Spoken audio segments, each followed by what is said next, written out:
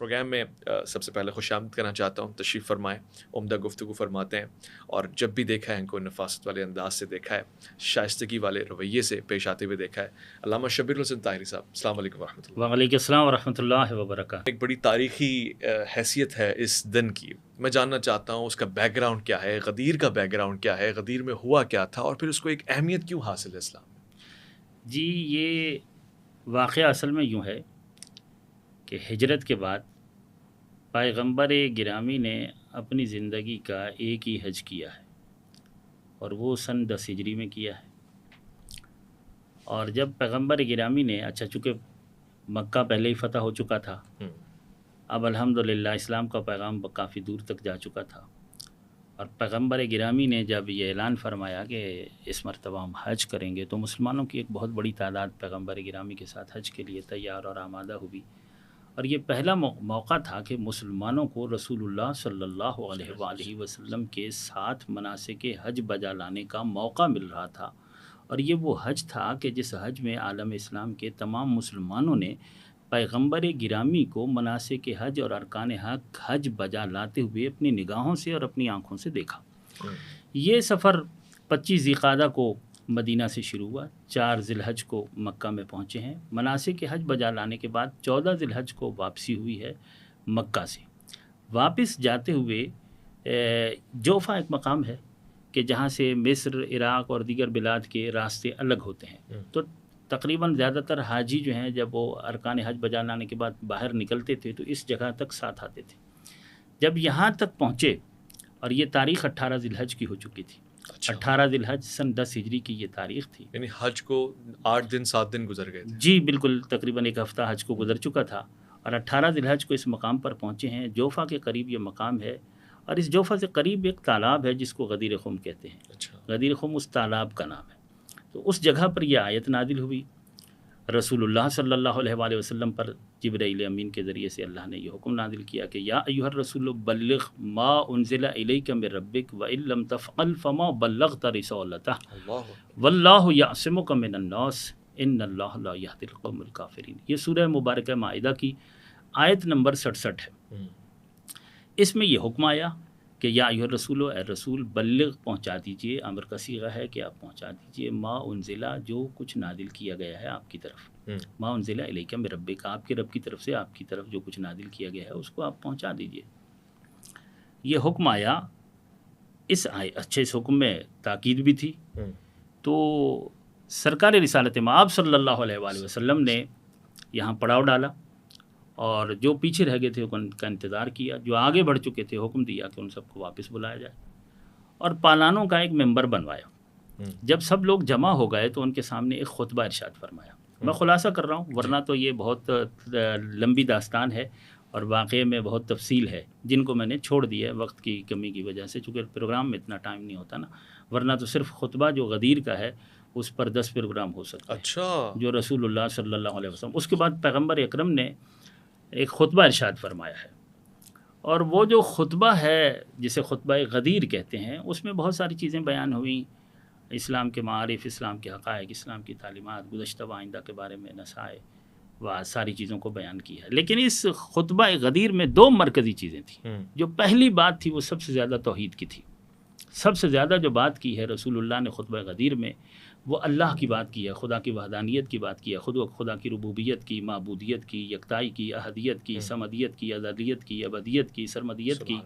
پروردگار عالم کا ایک مکمل اور کامل تعارف پیش کیا ہے کہ وہی خالق ہے, مالک ہے, معبود برحق ہے, اس کے سوا کوئی لائق عبادت نہیں, لائق بندگی نہیں, وہ یکتا ہے ذات میں, صفات میں. اور غرض سب سے پہلی جو بات کی ہے خدا کی حمد و ثنا کی ہے, اور خدا کی بات کی ہے. اس کے بعد جو دوسری بات جو سب سے زیادہ بات کی ہے وہ امیر المومنین امام المتقین سرکار علی علیہ الصلوۃ والسلام کی بات کی ہے. اس کے بعد مولا علی علیہ السلام کے اس خطبے میں یعنی جو جتنی چیزیں بھی بیان کی ہیں ان میں سب سے زیادہ جس چیز پر فوکس کیا ہے اللہ کی بات کے بعد, وہ امیر المومنین کی بات ہے. وہ حضرت علی علیہ الصلوۃ والسلام کی ولایت کی بات ہے, ان کی امامت کی بات ہے, ان کی عظمت کو بیان کیا, ان کی فضیلت کو بیان کیا, ان کے محاسن کو بیان کیا, ان کے مناقب, عظمتوں کو, فضیلتوں کو. اور پھر ایک اعلان فرمایا کہ من کنت مولا ہو فہذا علی مولا ہو. اس سے پہلے اقرار لے لیا کہ کیا میں تم سب کی, سارے مسلمانوں سے, کہ تم سب کی جانوں پر, تمہارے نفسوں پر,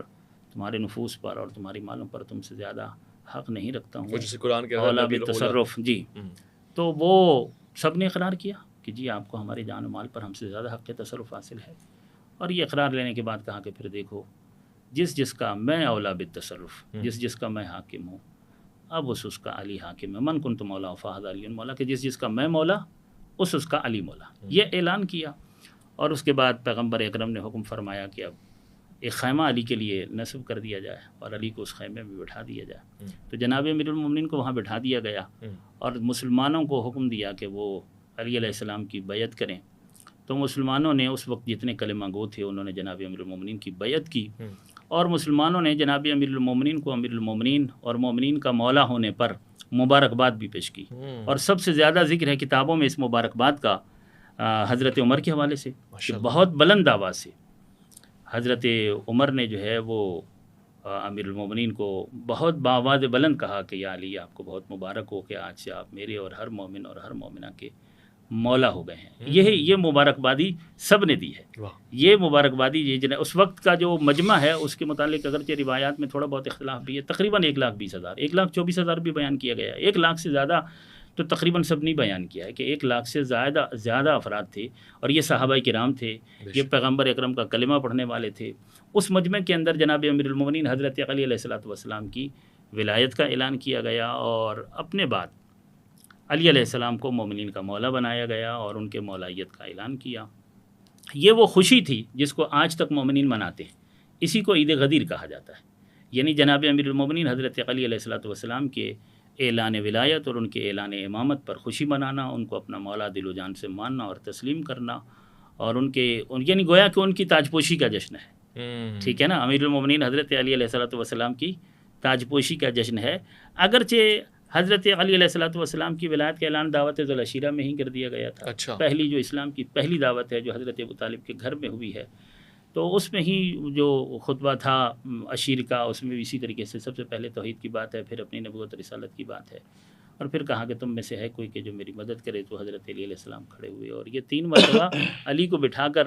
بٹھایا گیا کہ کوئی اور اگر کھڑا ہونا چاہے، تو پھر تیسری مرتبہ جب مولا کھڑے ہوئے اور انہوں نے کہا کہ میں آپ کا مددگار ہوں، میں گواہی دیتا ہوں کہ اللہ کا سوا کوئی شریک نہیں ہے، اور میں گواہی دیتا ہوں کہ آپ اللہ کے سچے رسول ہیں، تو پھر پیغمبر اکرم نے اس کے جواب میں کہا کہ یا علی انت اخی و وصی و خلیفتی و ولی اللہ،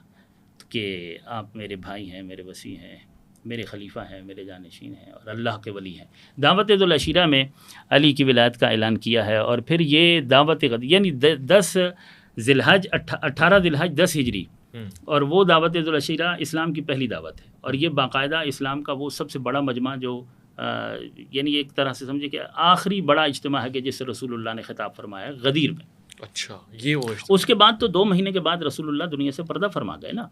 28 سفر کو چلے گئے ہیں، 11 ہجری 28 سفر میں، یا ہمارے بھائیوں کی روایات کے مطابق 12 ربیع الاول، تو کوئی اتنا فرق اس میں نہیں ہے۔ ذی الحج آخری مہینہ ہوتا ہے، محرم پہلا مہینہ ہوتا ہے، تو 2-2.5 مہینے کے بعد تو رسول اللہ نے پردہ فرمایا، وصال فرمایا، وہ اس دنیا سے چلے گئے ہیں۔ تو یہ یعنی